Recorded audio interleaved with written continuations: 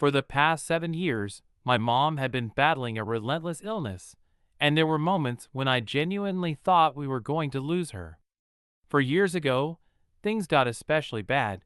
She was in the hospital, hooked up to machines that were literally keeping her alive.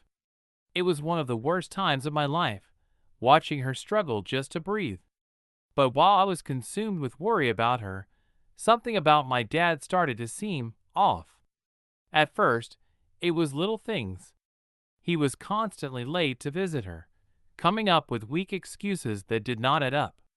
Even when mom was well enough to come home, he was always finding reasons to leave the house, disappearing at odd hours. It did not sit right with me. Since I had moved back home to be closer to her, I decided to shift my focus to really watch him. Then, one day, I got my answer. Dad was in his office, on speakerphone, chatting away like he had nothing to hide. The door was open just enough for me to hear everything. And knowing him, arrogant, overconfident, the kind of guy who never thinks he will get caught, I knew he would not even suspect that I was listening. So, I pulled out my phone and hit record. I recorded that call. Then 2 more after it. Later that night, I played them back, my stomach twisting into knots with every word. It was obvious.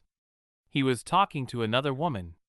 In one conversation, she must have been away on vacation because he sounded desperate, like a needy little kid who thought he had been abandoned. He kept saying how he thought he had lost her because he could not reach her, his voice filled with panic. In another, she brought up ending things. She sounded hesitant, maybe even guilty.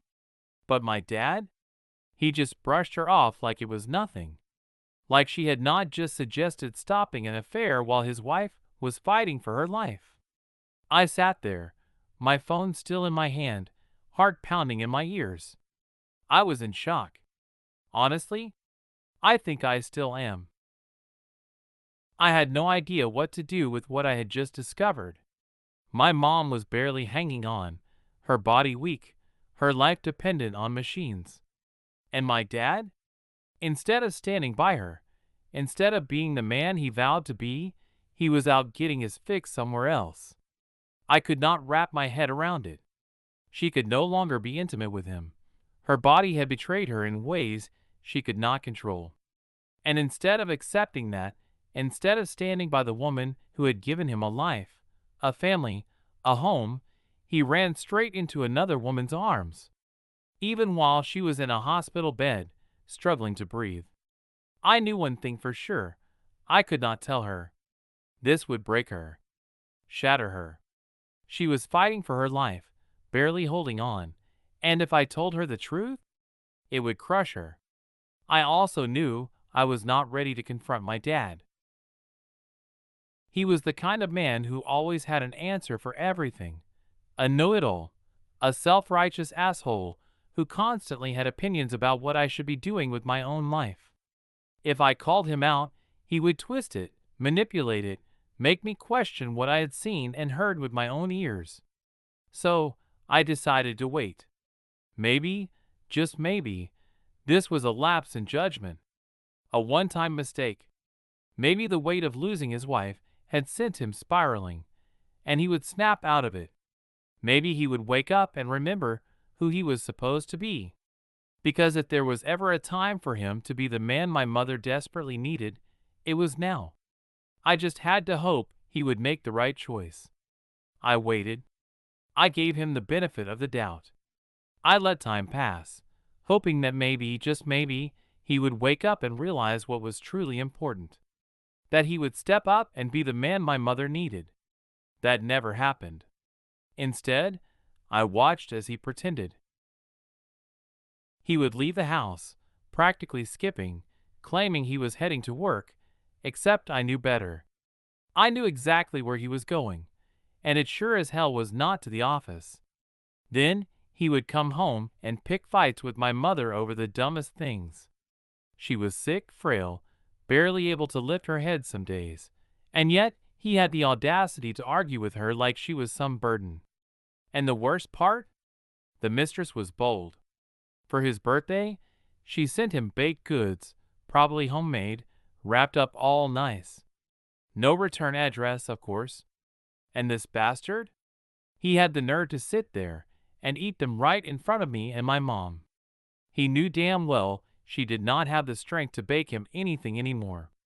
He knew she would watch, confused, wondering who sent them. And yet, he shoveled those sweets into his mouth without a care in the world. She died in December, and whatever thin layer of restraint I had left disintegrated with her. My hatred for my father solidified into something unshakable, something permanent. Not only had he betrayed his wife, the woman who spent her last years believing in him, but he had forced me into a position I never should have been in. He put the weight of their marriage on me. I had to sit there, holding on to his disgusting secret, pretending that everything was fine, that our family was intact, that my mother was loved and cherished the way she deserved to be. That was not my job. That was never my responsibility. And yet, he made it mine. The worst part? No one knows. Everyone in our community sees him as a good, God-fearing man. They think he loved my mother more than life itself. They look at him with pity, telling me how strong I need to be for him.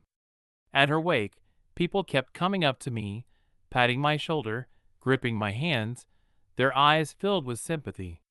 "You have to take care of him now," they kept saying. "He is going to need you."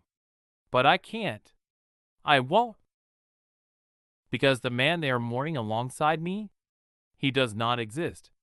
I have proof. Tape recordings, conversations, his own voice betraying him.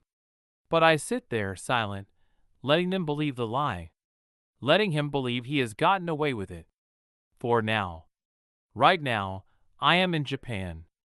The trip had been planned long before my mother passed away, just one of those strange coincidences that ended up being a blessing in disguise.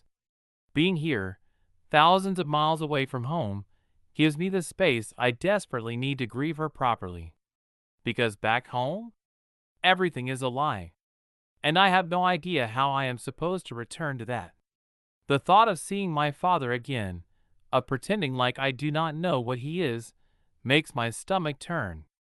A huge part of me wants to expose him, to rip that carefully constructed mask off his face and force everyone to see him for what he truly is.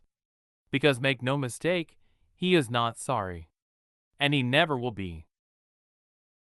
At best, he might muster up some half-assed excuse, some generic, prepackaged apology that means nothing. I can already hear it in my head. "I have made mistakes." That is it. That is all I will get. Not a shred of real remorse, only regret that he got caught. And I do not want to hear it. I do not want to listen to his pathetic attempts to twist things in his favor. I do not want to give him the satisfaction of acting like I owe him a damn thing. Honestly, I just want to ghost him. Because I do not see him as a father. I never really did. I have no respect for him. No admiration. No sense of loss in cutting him out of my life. I just see a weak, spineless man who could not handle his wife's illness, so he ran off to chase some cheap thrill. And the worst part? He fell for her. It was painfully obvious that, to her, this was nothing more than a fling. Just a distraction. But for him, he was invested. I could hear it in his voice on those phone calls, his pathetic, needy desperation bleeding through every word. Some things you cannot unhear. I have done therapy before, and I might need to go back. Because there is no one I can talk to about this. No one who truly understands what it is like to watch someone betray their own dying wife, then stand beside her casket playing the role of a grieving husband. I am 42 years old, and I have never been more certain about one thing. I want nothing to do with my father. Themes, betrayal, the weight of knowledge, and the choice to walk away. This is no longer just about my father cheating. It is about what comes next. About how to carry this truth when the rest of the world still believes the lie. Do I expose him for the fraud he is? Or do I walk away, knowing that nothing I say will ever make him truly sorry? Because some people are beyond redemption. And he is one of them. TLDR. Dad cheated on my wheelchair-bound mother. I recorded his calls with his mistress. He has no idea I know, and have known. Mom passed away in December. Now, I have to decide, expose him, or walk away forever.